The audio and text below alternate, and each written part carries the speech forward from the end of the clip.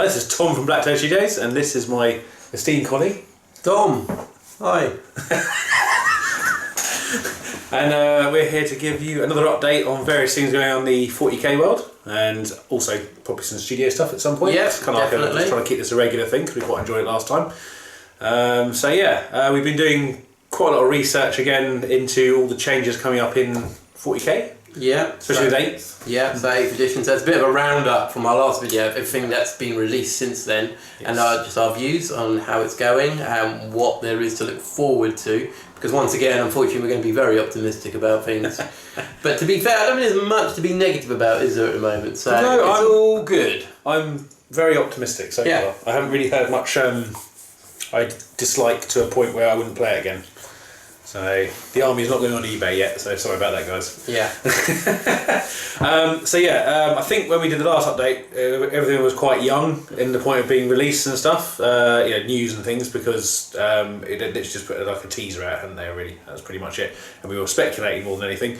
But now we've got a bit more information that we've obviously got off their website, and we're just going to go through it and think what we think about it. And, so we've broken it down to kind of like 4 kind of very loose parts, and then we're just going to sort of riff on it.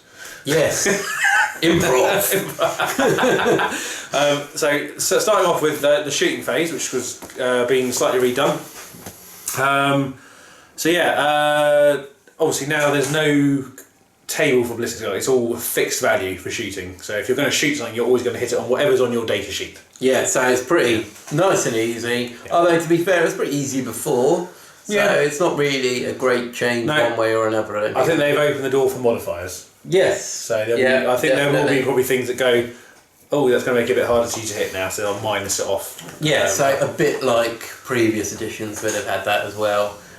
So it's quite interesting as well. And also with the hit modifiers and stuff, we've got heavy weapons can move and shoot now. Yeah, without too much penalty. No, without snap firing, so a -1 modifier. So your Marines will be hitting on a 4 or whatever, which is awesome. It kind of brings back the use of heavy weapons in squads and make them a bit more mobile. Yeah. I also haven't heard about blast weapons, but I'm going to assume... Yeah. So there isn't blast weapons anymore.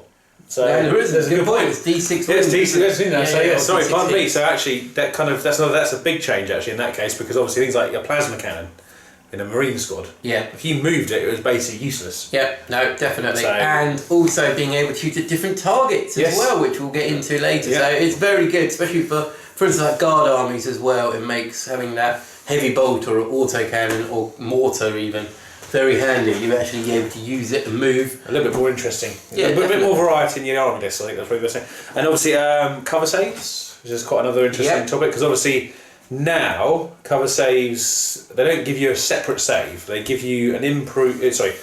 They modify your armour save. On your armour save. Yeah, which is great. Which is good. So depending on what you're behind, will probably give you better or worse cover. So and I think they also said things like craters will only modify for infantry, rather than putting your Wraith Knight in a crater and somehow he's got to save. Yes, mid players, for instance. Yes, never seen that happen. The old toe in terrain tactic. Yeah. So that's great. That's really good to see. They've kind of evened it out somewhat, which I like. I think it's good. Yeah, it's good. It's made it, and also the other factor is that now, if you're 1 inch from an enemy, you can't shoot them unless it's a pistol. Yes. So having bolt pistols as well as your bolt gun, very handy. Yeah. Although the guardsmen might suffer somewhat.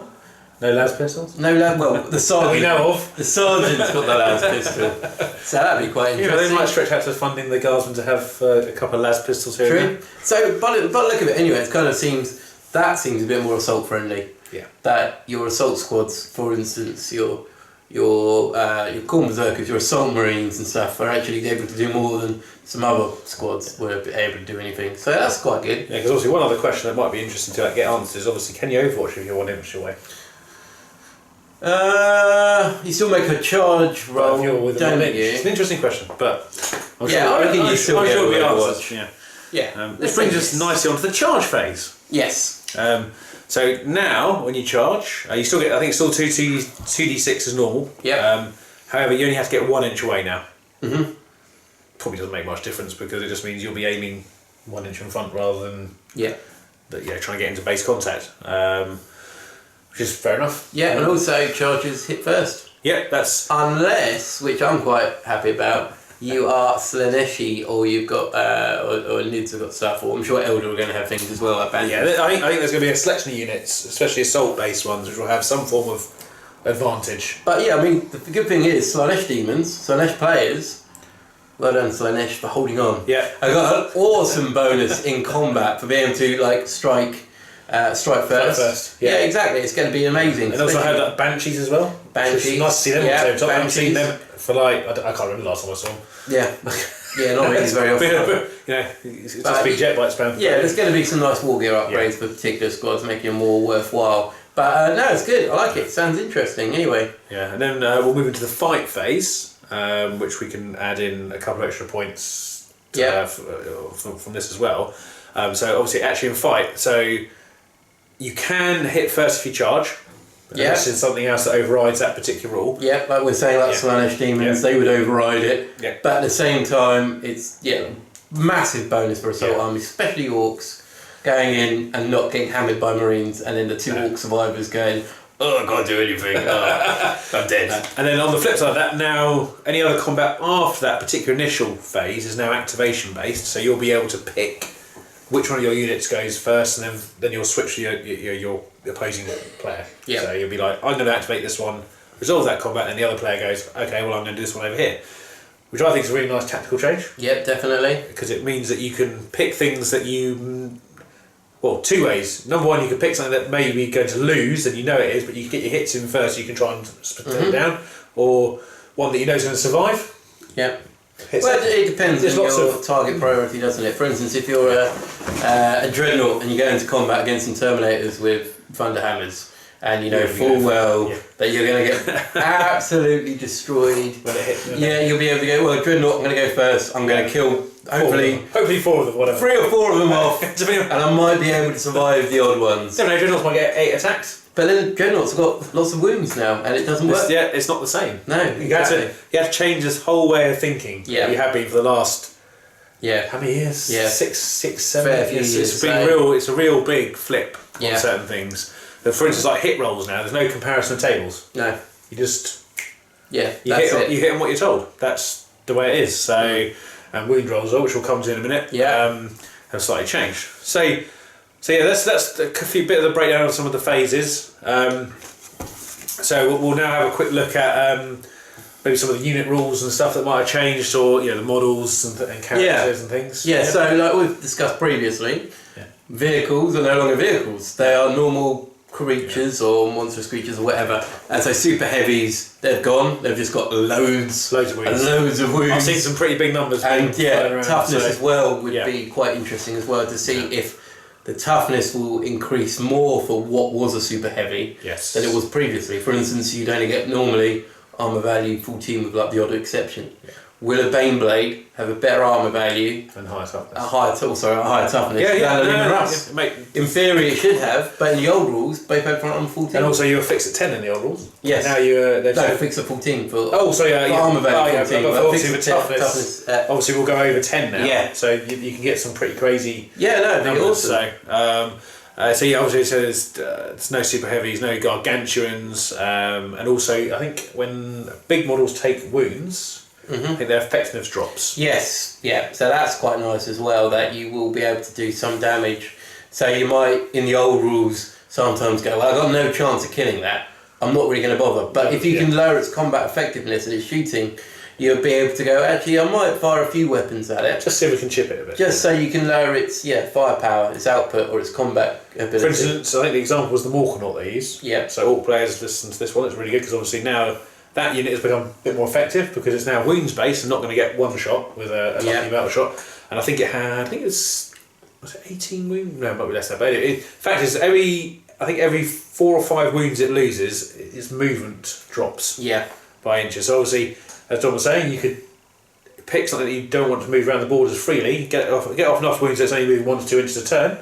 And then even if even if it's still there, it's not going to do much because it's not going to catch anything on the board. That's a simple mechanism how it works. It just represents bits getting blown off left, right, and centre, wheels getting ripped off, and it's slowly just crawling across. But then we will also have, like for orcs, you'll have mech boys, Yeah. big mechs and stuff to kind of repair It'd these be things. interesting to see how they manage Yeah. that. Yeah, definitely. I'm actually quite enthusiastic about that as well, because just having those units like a tech priest, for instance, which no one ever really uses, because I think it used to be on a 6-up or something. Yeah, hopefully it'll be a rise of some of like Games Workshop said previously, the units that you didn't normally take, hopefully you'll now think about taking. So for instance... Utility units. Yeah, your engine sears, well, to be fair, engine sears had a bit of an upgrade with all these formations for guard. True. So they've had a bit of comeback, but recently, but like Tech Marines, Warp Smiths, mechs, all those. There's so many out there. I mean, obviously Tech Marines, although they were very good in combat, I don't think you took them for the other reasons that you would take a Tech Marine for. No, so it'd be interesting. So we'll see what they do. I'm hoping that I've got good hopes for it.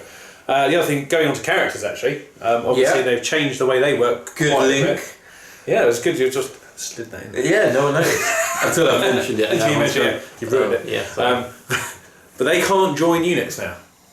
No, they can't join units, but then they can't also be targeted unless they've got 10 wounds or... I think they have to be more than 10 wounds, they can be targeted. Otherwise they can't. Unless they're the closest unit. Yeah. If they're the closest unit, you can shoot them. Mm-hmm. However, if you've got like your big line of troops in the middle, and you put your key guy in the middle, but slightly behind the front line, he can't get targeted. However, I believe things like rattlings and snipers will probably be able to override this particular rule, because otherwise... It's pointless. Be a bit silly. It'll be like assassins not being able to assassinate. Yeah, exactly. So I'm assuming the assassins are going to have some equally interesting rules against characters. That'd be quite interesting. Yeah, definitely. Yeah. And as you said, it's about the wounds. And I think I think most characters will have some form of effect that affects stuff around them. Yeah, so auras. So for instance, I was thinking, we're not just Chaos Marines, Guard and Orcs, but Khan the Betrayer, for instance, I believe he will probably have an aura around him to give hatred or rage or something along those lines for units close by.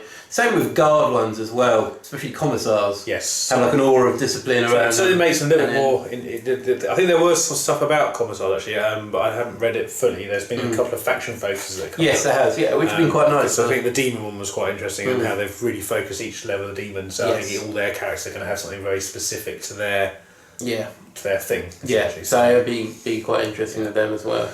But yeah, so characters have changed quite a bit. Obviously, speaking of characters, and obviously the way you look at the rules and stuff, data sheets, they've had a big overhaul. Yes, definitely. So because of the way they work is completely obsolete now. There's nothing, you can't use the old ones at all now. So essentially, I think you get your normal stats. Yep. Apart from obviously now it's movement rather than initiative. That's one to say you get movement and a movement rating on them, and power levels for each type of unit. Yes. Which I'll come to in a minute. But yeah, on all the rules for that particular unit will be on one sheet now. So exactly. Yeah, so it's quite handy to have that in your. You can just literally have them ready there. That you can go through them and go, this is what I've got. This is what they're equipped with. Blah blah blah. Instead of necessarily flicking through codex, or what's going to happen is the codex releases on this. You've got several armies in one book. That's right. Yeah. That you'll be able to do it, and also make it easier. I don't know if it make it easier or not. Because previously you had for instance, your NIDs, they had the drop pod things come in, didn't they? Yes. But the rules weren't in the codex, they were in the White Dwarf. Yes. So you'd have to carry around your White Dwarf and your codex or your printout. So maybe this is the slightly not optimistic part. Maybe this is still going to be a slight curse when the codex is released and they bring out new things. Yeah. You are still going to have your little bit of card that you've got to take with you for that extra unit. Unless they put it all in there. But they won't. Oh, they will initially. Everything will be in these books. Yeah. But the nature of the hobby, there will be new things coming out. And when these new things come out... Let's hope they've learned. We can only hope. But of course, you've also got the Forge World element. Yep, Forge World as well. And I have heard that they're all releasing rules at the same time. So... Right, yeah. They may be in the books. They might be in the books. I have a suspicion probably not. They will not be. They're not be. They will release PDFs. Yeah, so you'll print out your PDF. You have your codex, and you're like, no, back to where I started. This is all pointless.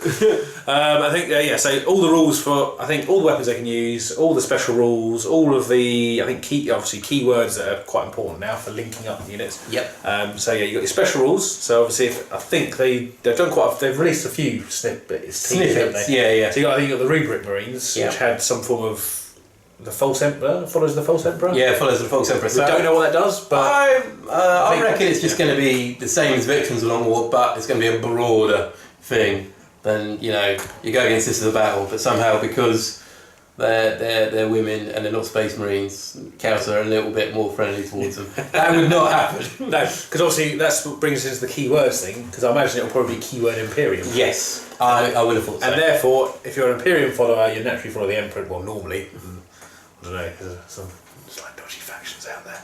Yeah. That may, you know, and then that will give them an advantage over everything in the Imperium tag word. Yes. Definitely. And likewise, that also plays on to some of the extra bits later on with regards to detachments as well. Because I think you had to have matching. Yeah. You had to link the keyword all the way through. Yeah. To actually, because this stops the Super Friends thing of like Necrons teaming up with Blood Angels. Yeah. Well, this is this has always been something that's annoyed me.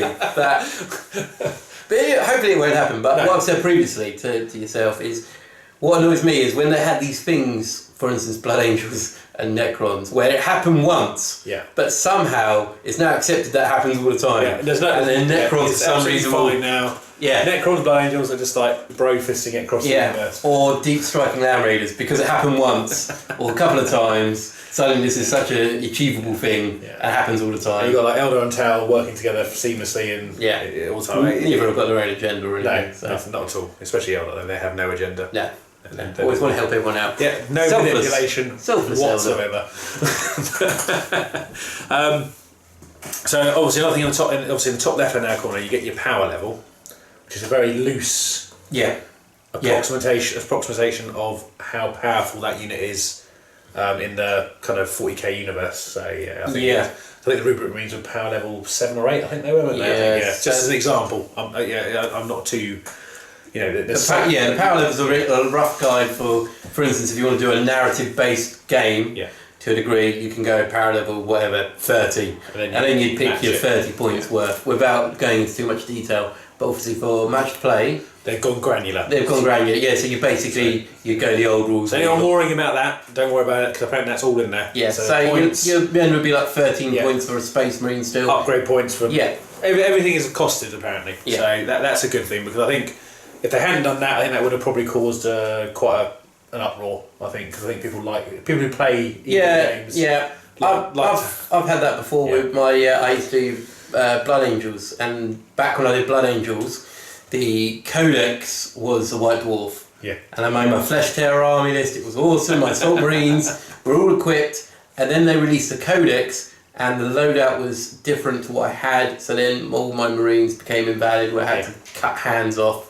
And then, of course, that was the new Blood Angels Codex, wasn't it? Yeah, so that's no longer an issue. That'll be good. So you can basically take what you've got. They've already said this. If your army's battle forged anyway, you'll be able to do it into the new rules. What you want, exactly. So you shouldn't have any issues playing what you've got. Yeah, that's transfer it straight over. That's what they've been touting anyway. Of course, they could turn around and say complete opposite. Yeah. Oh, by the way, new Marines. Hopefully they won't. It's New Games Workshop. They haven't let us down yet. New Games Workshop, new Marines. But before we get to that, so summoning? Yeah, summoning. So basically summoning has changed. So we're just saying about point values. So before you could summon, obviously most of you already know this, you can summon whatever you want constantly. Yeah. I obviously being word bearers a lot, had that where you just keep summoning squads of bloodletters. And you just got a bloodletters about 80 points. So you could keep bringing these things on and not paying points to them. Which is admittedly in the wrong hands, demon players. It got ridiculous. Siege players. Just bringing more and more and more. And it's, even I was like, So now you have a points cost aside for your summoning stuff. You don't necessarily say what you're summoning, but you bring on what you need in whatever purpose. So for instance, if you wanted to kill some armour, you'd be wasting having bloodletters. But you can bring on screamers. Yeah. And you can deal with the armour that way. Or if you were, it's good for like tournament play to a degree where you can just put. Well, it's also nice just to know that you got the option. You can bring something on that's going to deal with something that you may not have thought of. Yeah, exactly. You've reserved 500 points of your 2,000 points for summoning, and you say, well, I'll bring on some juggernauts because I want some stuff that's. What could be really fun is demons versus demons. And so one player places down their unit, and then everyone goes, "Well, I've got to counter that in my phase, so I'll bring that in instead." And then it goes. Yeah, it'd be brilliant. It'd be good fun. Maybe we should try that at some point. Yeah, we've got blood demons coming out. Yeah, so exactly. All right. So we'll do that. Yeah, that's at some point. We will do that. You'll win. So stratagems.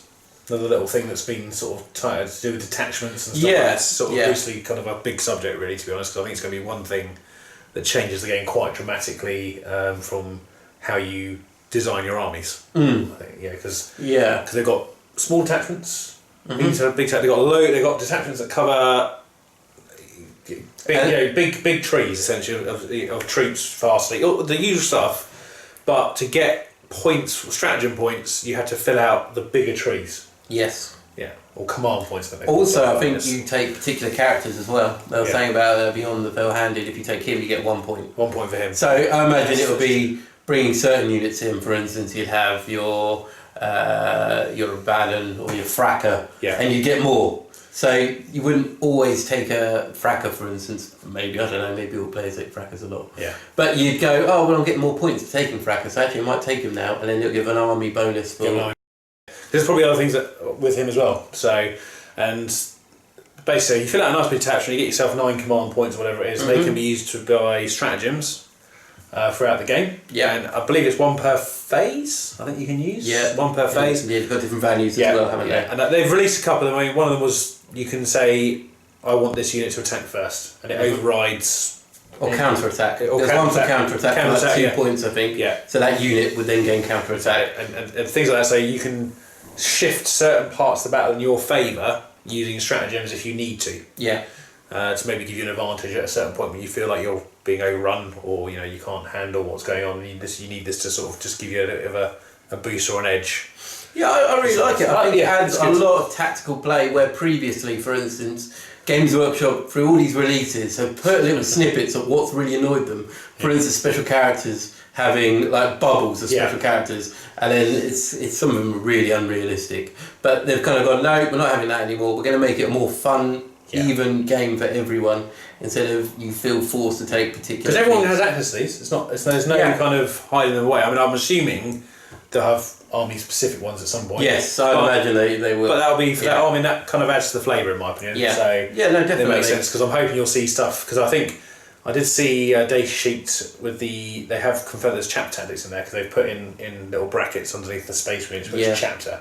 I think they're also doing that chaos because I read earlier some months ago that they'd honour chapters, but they also honour legions. Yes. So hopefully that's not just a bit of a typo, and hopefully they're going, oh, actually these Chaos Legion ideas are actually quite good. Let's actually keep this. I think with their new, obviously what's coming up for the starter set, which we'll come on to in a minute. I think there's something going on there. I think it'd be surprising if they. And with all the new fluff and how the galaxy, the 40k universe has moved forwards, they've basically made Chaos the big bad again after a few editions being in the background. As it should be. For what? They should be the big bad, or they should be in the background? They should be the big bad. They should be the focus. The thing is, as well, is we'll go into a bit more, but the galaxy splitting up and causing more rafts and stuff everywhere. It's quite good. So going into that, because obviously this is quite heavily. I mean, obviously the starter set kind of leaked, not leaked, but kind of revealed what's going to be in it. I mean, I think everyone knows what's going to be in it now. They haven't officially said, but obviously you've got your new Marines. Don't panic when I say new Marines. I don't mean you've got to replace all your Marines. There's a new type of Marine. I think it's the Primaris Marine, isn't it? That's the Primaris Dominus Marine, and basically it's a Marine in a Marine in a Marine. No, it's not a Russian doll. It's not a Russian. It's basically an extra engineered Marine. A true scaled Marine. A true scaled Marine. Fluff-wise though, it's Gilliman going, alright, we need super people. We've got super people, but we need super people. Yeah. We need people between me and points to... But not like me, because I'm unique. And points to Calgar. Between me and you. Yeah. So someone a bit better than you, but isn't quite me. Yeah. So we're going to have these guys. These guys, these are my friends. Yeah, Super Marines. Super Marines. That's what it's all about. Yeah, Supermarines. and I think they've got their new marker of armour, which actually looks really cool in my opinion. I think the weapons look really nice as well. Really nice. They look very crisp. Yeah, very crisp, and the posing on it looks like they've really changed it around now. I think you've got a mix of kind of the Mark IV Heresy armour and a bit of the Mark. Yeah, you can definitely. It's quite a mix, and I think it looks really. I think it's a natural progression for the Marines. And obviously they're not replacing the Marine line. This is a new unit. Yeah, so I kind of think of them like a Death Watch. They're like an addition to your army. They're not like if you play Imperial Fists, for instance. You're not then going to be going, oh, my Marines are now redundant. I've got to get all these new ones. These are like your new shock troops. Yeah, because basically they come with 2 wounds, 2 attacks, and a few new weapons. I think. Yeah, the bolt rifle. But still a 3-up save. But still 3-up save. And still the stats are pretty much the same except for that extra win. That's exactly the same. There's no. Wouldn't do an attack. 1 attack extra, 1 wound extra. That's all there is. There's no other difference to them. Yeah. And the bolt rifle, which is basically a more powerful bolter. Yeah. Which gives you -1 AP, I believe. But you need that if you're doing a crusade. Yeah, you need more bolters. Yeah. In fact, bolters. Strap bolters onto bolters. Yeah, to give more AP. Combi bolters. Combi bolters. Combi bolters. Yeah. So no, I like him. I think they're really nice models. And the way I look at it is that it's been sold as a kind of a reinforcement to chapters that have been really messed up. Yeah, they were saying when they're from the... and it makes sense, and actually logically, even if they were going to eventually replace them with these new Marines, it's also a nice way of doing it, because they're basically saying, look, here's your new reinforcements, and that's now, but go 5 years down the line, yes, you probably see a lot more of these units start appearing, because I believe there's been a Dreadnought announced. Yeah. And different varieties of the... I think of this, it's my sceptical point of view. From a fluff point of view, it's kind of like before the Horus Heresy, when the traitor legions were like going, oh, are you loyal to Horus or the Emperor? And they're like, oh, we love the Emperor. And it's like, all right, well, you're going in the first wave. Yeah. We're going to be sitting back here, and then we'll come in after you. A bit like that. It'd be like, oh yeah, you guys are small compared to us. I think you guys should go in first, and we'll hold back here. I would say so. I can't see where they are though. So that's kind of I mean scepticism, but also I think because people kind of wanted true scale Marines. Yeah, they wanted a slightly bigger Marine, because if in all honesty, when you do compare them in size, they're not. I think in comparison, they're not as big as they should be in looks. I think they are bigger, but I think they're not. I think they're supposed to be 8 foot tall, aren't they? And it's 8 foot, 9 foot, something like that. Yeah, that kind of reminds me of Braveheart, though. You know, when William Wallace is going down the lines, going, "Shoot the lightning bolts out of my ass." It's just like, oh yeah, the Marine was 8 foot tall. Yeah. Yeah, well, yeah, I know, but obviously, if you look in the Marine Cadets, they do actually show the full breakdown. And while I don't think it will happen immediately, I think eventually you'll gradually see more of these particular units come out, and over the years, they'll the old Marine will be very gradually sort of phased. I think, but not. They won't invalidate them ever, I don't think. No, you can still keep them. I think Games Workshop have got some morals. Yes. And they will keep them. Yeah. And like you said, they will gradually release, because they've already said that they will do more sets. It won't just be one box. And like you said, a Dreadnought, they're going to do more. They're going to do Assault Marines. So basically what they'll give people the option to say, I want to collect an entirely new chapter of these type of Marines. Yes. And that's fine. I don't have a problem with that personally, and I'll probably add them to both my Scorpions and my Black Templars. I have not a problem. Very good. I look forward to it. I know you look forward to fighting them. That's just the way it is. But they have said that Chaos are getting something as well. Yes, they have. They said they're getting something nasty and big. Yeah, and so I'm thinking Montarian. Yeah, obviously they will get Montarian, and they will get Death Guards, yes. But they will. I think they will still honour it. They'll get the generic Chaos Marines will get something nice. Well, I think they've pretty much said with the. I think the box set release. I think I've been reading through quite a few comments. I've caught a few from Games Workshops directly. I sort of say that while you'll get we're getting the big chunky Marines. Apparently, I think the Nurgle stuff have got something in there to show that what it can do to their chaos worship has done to their bodies, kind of thing. So there might be something in there of similar stature. Obviously, you can't really tell because all the pictures of the Nurgle stuff all blurred out. Either blurred up or was photographed on its own, so you can't do a comparison. Yeah. The Marine stuff was quite easy to work out eventually because of the size of the knee pads were much bigger, and there's various little things that looked out of proportion. I mean I've seen a couple of pictures side by side. Yeah. And it's not a massive. There is a difference. There is a difference. But it's not a massive difference. It's not like your army's going to look stupid in comparison to these new Marines. It's like the Centurions. When they come, they're quite a big. If you look at the Centurion size and they're quite a big. Yeah. Big model in comparison. I think they look perfectly fine inside Marine army. So yeah. I think they're going to look good. Yeah. But I think all the armies are going to have some new stuff in there. A bit like when Sigmar came out and suddenly all these new armies would suddenly start appearing. Orcs would get the new ones as well. Yeah. Orcs. Are they Orcs? Yes, I mean they've all been redone. There's probably going to be more factions. More sub factions. Yeah, which is good in my opinion, because I think actually Orcs in 40k sub factions and actually having rules for sub faction would be awesome. Yeah, Orcs. Yeah, definitely Orcs. There's so much flavour. Yeah, definitely. Like Chaos Head Legions, Marines have got their chapter traits. Yeah. Guard should have something. In fact, most armies have some way of splitting them down into different. Even all of them. Eldar, they've got their different craft wells. There's lots of options there, and I think actually, if they didn't do it, they'd be missing out on NIDs. Different high fleets would be nice to get. And the thing is, they all do it, and I think you'll see, especially with the form of the data sheets are in now, because they can literally just go, here's your data sheet, and then we'll give you this tactic booklet with different things. Because obviously the Marines are going to have different chapters. And I'm assuming they're going to have every chapter that's currently got rules. Well, there are new chapters as well. They've already said they've got new chapters coming out. So hopefully we'll see some new ones coming out, more Sons of Guilliman, probably, I'm guessing by the sounds of it, a different variant. Yeah. And my other bet would be also the ability to create custom ones by using a point system. I have a suspicion. Yeah, it'd be quite nice if you had being able to pick that trait. Picking certain things and they cost.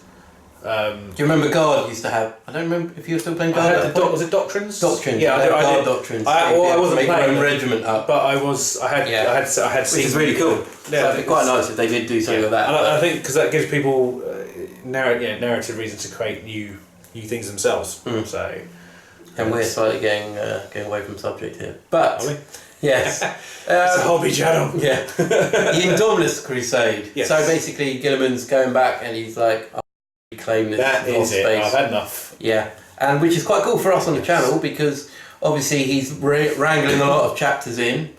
Yeah. Red Scorpions might be there, Templars might be there. Possibly. Yeah. And the galaxy's gone to pot basically. Yes. So he's rebuilding it, and like I say, we've got chaos everywhere. We've got got a nice big warp line down the middle of the map now. Yeah. The warp's just gone. Hello. Yeah. I think because obviously this is all going into the new way that's being pushed out. All the campaigns, obviously they look like they're doing lots of war zones.